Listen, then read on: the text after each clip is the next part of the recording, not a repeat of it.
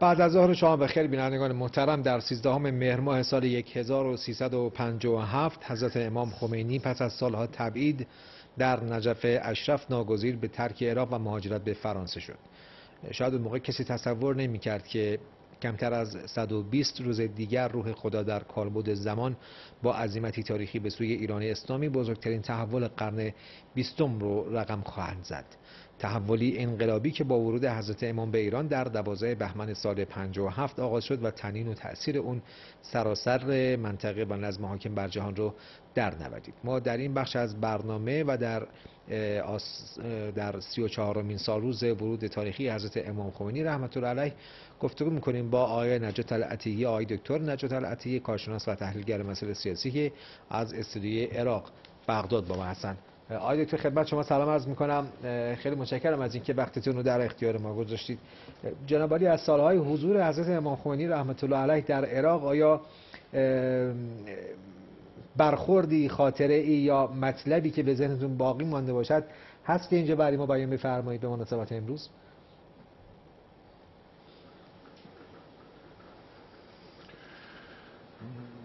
بسم الله الرحمن الرحیم. بسم الله الرحمن الرحیم.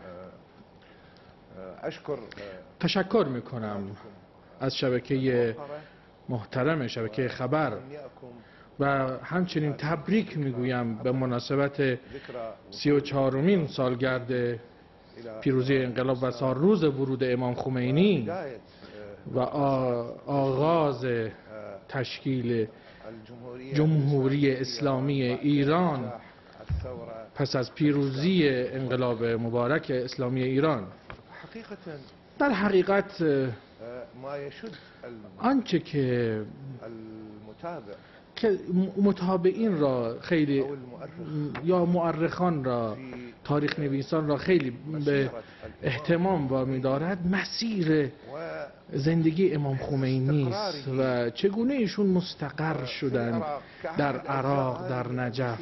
واقعا جزء بزرگی و نقطه عطفی در مسیر زندگی امام بود و با موضوع اراده امام سید روح الله الموسوی الخمینی رحمت الله علیه که چگونه دوباره بیداری اسلامی را در دل مسلمانان بیدار زنده کرد و اسلام ناب محمدی را زنده کرد که چقدر غبارآلود شده بود در آن دوران قبل از پیروزی انقلاب و در دل مسلمانان خاک خورده بود در خیلی از کشورهای اسلامی، در حتی در جهان. در حقیقت اراده امام مجسم شد در صبر امام، در تحمل امام، در عزیمتی که ایشون کرده بود در این مسیر پربهجت و خیلی هم پر مشکل و پر مشقت که دلالت دارد که این مرد واقعا دارای ویژگی هایی و پتانسیال و ظرفیت های اسلامی و عرفانی و سیاسی بسیار زیادی داشت که او را آماده کرده بود برای بیدار کردن همه ملل اسلامی تا بیدار بشوند. آقای دکتر نجات العطیه، پیروزی انقلاب اسلامی در ایران در زمان خودش به عنوان یک رویداد بسیار مهم در تحولات منطقه‌ای و بین‌المللی ارزیابی شد. ارزیابیتون از بازتاب‌های این پیروزی در 34 سال گذشته چه است؟ بله، خب مطمئن باشید که خیلی از مردم عراق، خیلی از طبقات مردم عراق از همون آغاز پیروزی انقلاب اسلامی با یک دید پر واقعا دلانگیزی که خیلی جهان را پر کرده بود که این شخصیت امام تاثیرگذار بود. همونطور که شما هم می‌دانید که همه نیروهای استکبار جهانی که میخواستند که شعاع تاثیر این انقلاب را کم بکنند تلاش کردند، از همه وسایل استفاده کردند، از همه ابزارها استفاده کردند و اولین ابزار آن نظام دیکتاتوری صدام مقبور است که میخواست که شستشویی حتی مغزی بدهد و برخی مفکرین در واقع غربگرا را در برابر امام قرار بدهند تا بتوانند جلوی موج عظیم انقلاب را بگیرند، اما شکست خوردند و نتوانستند و دیدیم که من همونطور که گفتم بیشتر طبقات مردم عراق هنوز به یک دیدگاه ویژه‌ای به انقلاب اسلامی و به امام خمینی و این مرد بزرگ نگاه میکنند. زهد ایشون، دلاورمردی ایشون مثال زدنی است و هنوز هر روز ابعاد شخصیتی امام داره روز به روز بر همگان نمایان می شود. چقدر امام پایداری کردن، ملت ایران چقدر پایداری کرد در راستای خدمت به اسلام و انسانیت. آقای شما اشاره کردید به جنگ عراق علیه ایران، جنگی که با محوریت رژیم بأس عراق اتفاق افتاد و با هدف در اصل مقابله جویی با انقلاب نوپایی که در ایران در آن سالها شکل گرفته بود. جناب عالی، اهداف این جنگ ویرانگر رو از زاویه مهار انقلاب اسلامی ایران اگر بخواید برای ما اینجا واکاوی بفرمایید به چه نکاتی اشاره می‌کنید؟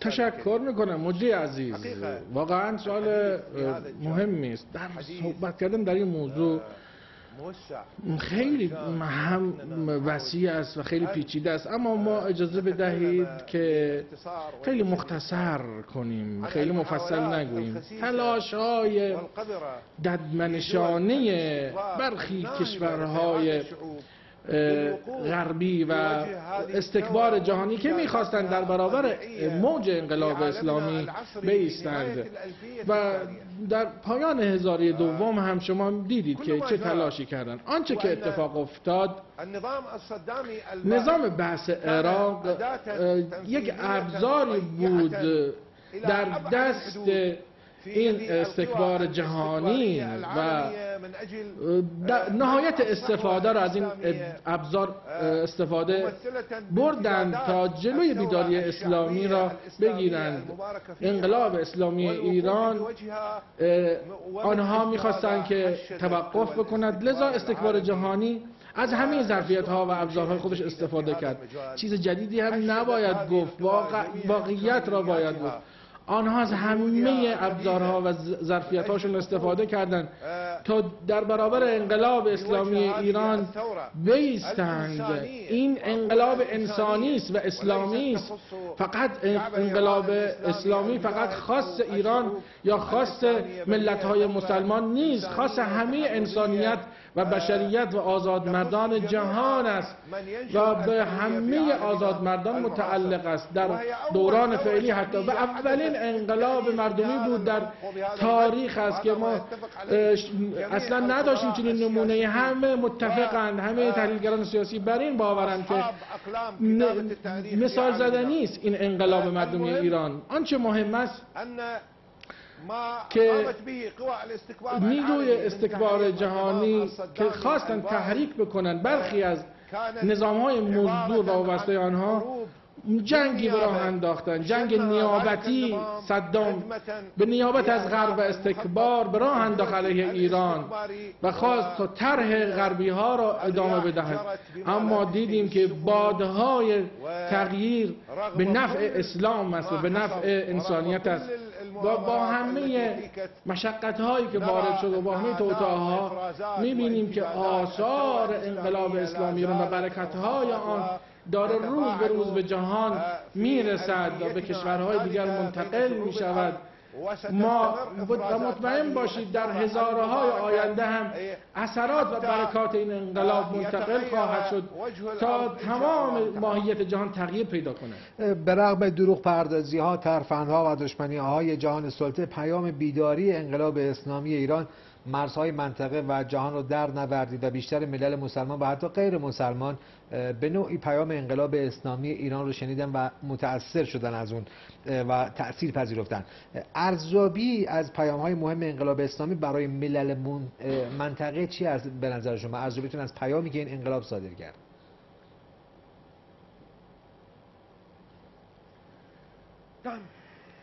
بله، حقيقة در حقیقت أن من هر کسی که في تأمل أحداث واقعا کارشناسی الكبرى بکند موضوع انقلاب‌های بزرگ را در جهان فعلی، حتما أن هذه الثورة خواهد دید که این انقلاب اسلامی، این که انقلاب مردمی است و انقلابی است که ریشه دار است و ریشه خودش در اسلام ناب محمدی بوده است و انقلابی بوده که بر پایه خود مردم مستضعف جهان، نه فقط ملت‌های مسلمان بوده، برای رسیدن به حقوق خودشون، حقوق انسانی، از میخواهن حقوق خودشون را از این راهزنان استکبار جهانی بگیرن، راهزنانی که همه ثروت‌ها را به یغما بردن و دارن هیمنی میکنن بر سیادت و حاکمیت ملت‌ها.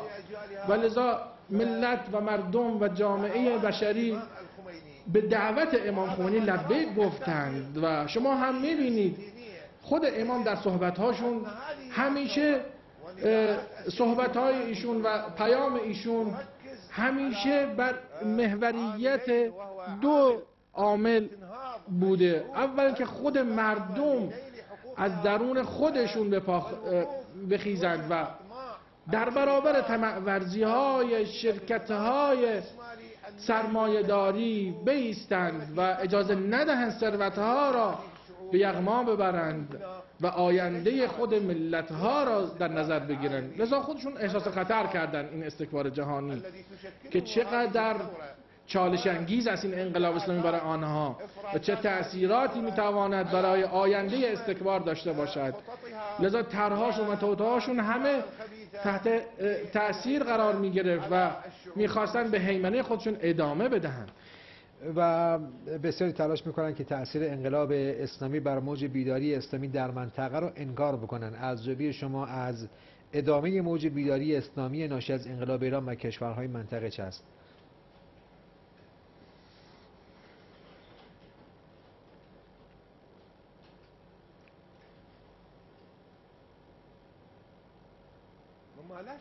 خب بدون شک تأثیر و بازتاب هر انقلابی، مطمئن باشید اگر که یک انقلاب دارای شفافیت و دارای یک در واقع راهکارهای مناسبی باشد، مطمئن باشید خیلی نمی شود در ماه‌ها یا هفته‌های ابتدایی به در واقع ارزیابی کرد.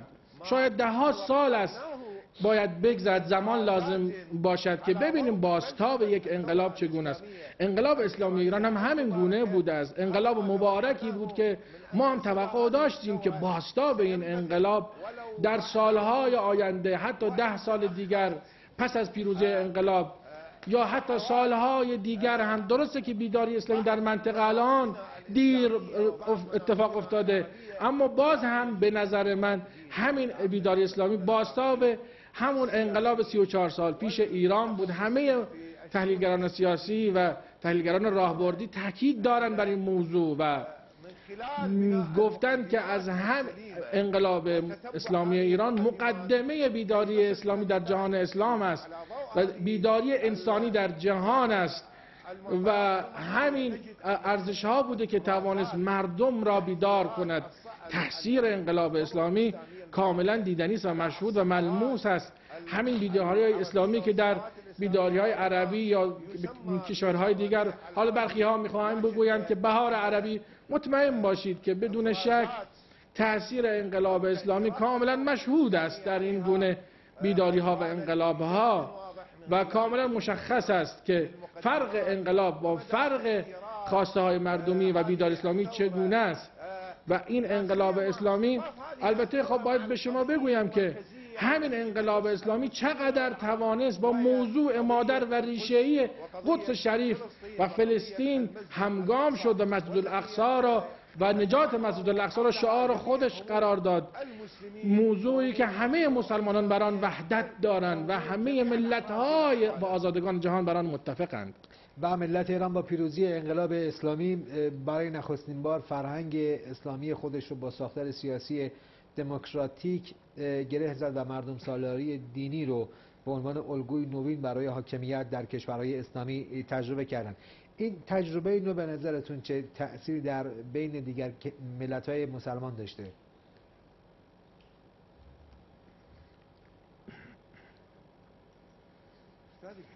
خب مجری عزیز، شاید من اشاره کرده باشم به بخشی از این سوال شما. تأثیرش را واقعا یک زلزله بزرگی در جهان اسلام، انقلاب بزرگ اسلامی ایران، هنوز پس لرزه های آن را هر روز ما شاهد هستیم و در همه مناطق حساس و مخصوصا منطقه خاورمیانه، منطقه کشورهای جهان اسلام، ما داریم میبینیم که این بازتاب‌ها هر روز نمایان میشود و خیلی طبیعی است، چرا که این انقلاب کاملا انقلاب موفقی بوده، انقلابی اسلامی مردمی که از خود مردم قدرت گرفته است و از اسلام محمدی ریشه دار بوده است و با رهبری خود شخص و در واقع امام و تأسیسگزار این انقلاب سید روح الله الموسوی الخمینی رحمت الله علیه و دیگر رهبران و همسنگران ایشان بود که چگونه ثابت کردند برای همه جهانیان که اسلام ناب محمدی هنوز زنده است و هنوز وجود دارد و اگر شرایط مهیا باشد و مقدماتی فراهم بشود برای موفقیت، مطمئن باشید که همین اسلام ناب محمدی بزرگترین قدرت تأثیرگذار در جهان و در بیداری همه ملت‌ها در جهان خواهد بود. لذا بازتاب‌های انقلاب اسلامی هنوز ادامه داره و متوقف نشده است و ادامه دار خواهد بود، چرا که این انقلاب بر اساس و بر پایه و دیدگاه اسلامی ناب محمدی در واقع ثابت شده است و ثابت کرد به همه جهان که هر روز به روز گوشه ها و ابعاد این انقلاب داره نشان داده می شود.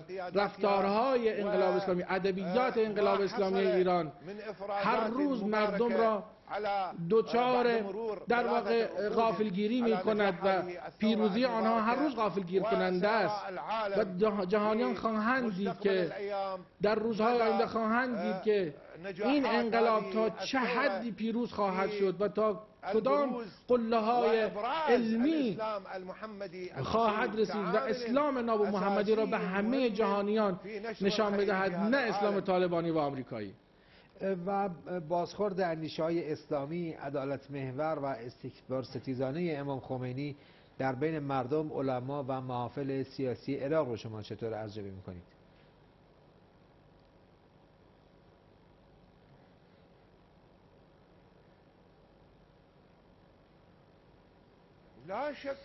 بدون شک آقای عزیز که نقش امام رحمت الله علیه رضوان الله تعالی علیه واقعا یک نقش ساده نیست که توانست علما و محافل را بیدار کنه، نه فقط رهبران دینی، حتی اندیشمندان و حتی مفکران سیاسی را به فکر واداشت، نه فقط در سطح جهان اسلامی، در عراق، در همه جهان. در عراق، سوال شما در عراق بود، خب باید به شما بگویم در راستای همین تحقق انقلاب اسلامی ما دیدیم که نسل‌های و فکرهای تازه‌ای پرورش یافت که ایمان آورد به آرمان‌ها و ارزش‌های بیدارگرانه امام رحمت الله علیه. همه طبقات مردم عراق ایمان آوردند به ارزش‌ها و آرمان‌های اسلامی واقعا یک پدیده بسیار شگفت‌انگیزی بود از سوی امام که نشان داد چگونه رهبری کرد مردم را. سید روح الله الموسوی الخمینی با رهبری خودش واقعا یک رهبری مثال زدنی نشان داد و همه جهانیان پایداری خودش، پایداری ملتش و سربازان خودش و همه نشان داد که ایران چگونه درخشید، مثل یک ستاره درخشان در جهان درخشید و با همه توطئه‌ها اجازه نداد درخشش این نور کمسو بشود. همه مراقبان سیاسی میدانند و دیدند که برخی مفکران هم در عراق هم دیدن که مسیر موفقیت انقلاب اسلامی را گام به گام در نظر گرفتند و پیگیری می‌کردند و دیدند که ریشه این پیروزی در برابر استکبار جهانی کجاست و چگونه می‌توانند با طاغوت‌های زمان در بیفتند. و مطلب دیگری که فکر ارزشی اسلامی ناب محمدی توانست، همونطور که گفته بودم به شما آقای عزیز. و در مجموع آقای دکتر نجار عطیه، چشمانداز جریان بیداری اسلامی در منطقه و آینده تحولات منطقه رو جناب عالی چطور ارزیابی می‌کنید؟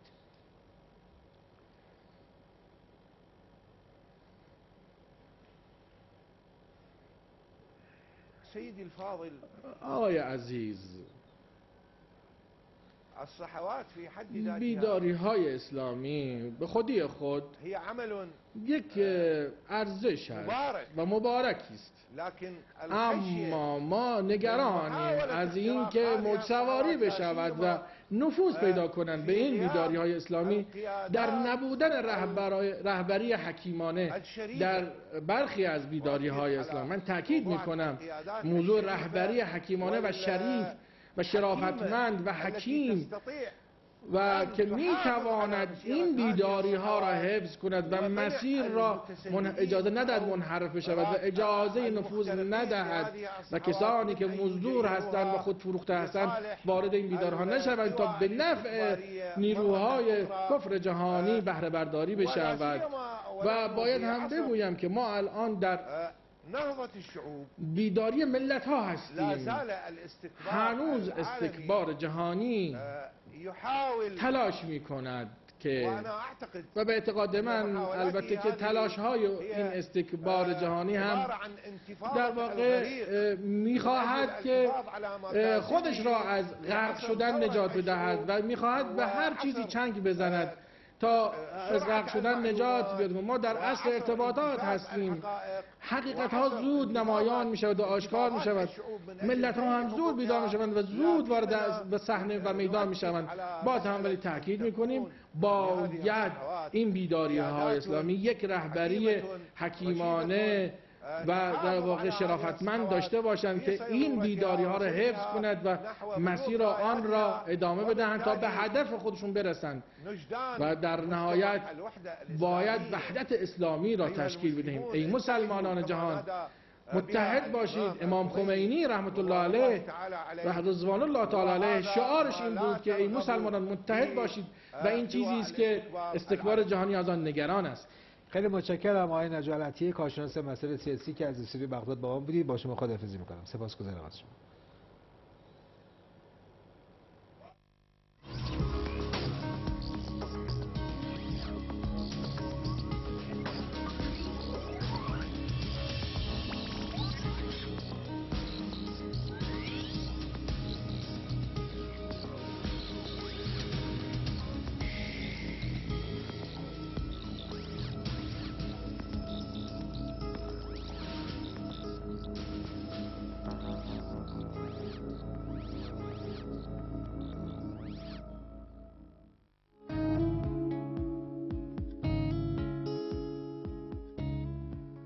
از بندرعباس، از تهران، از چهارباغ بختیاری، از خراسان جنوبی، از خوزستان تماس میگیرم. صدای مردم، صدای ایران، شبکه خبر، شبکه مردمی.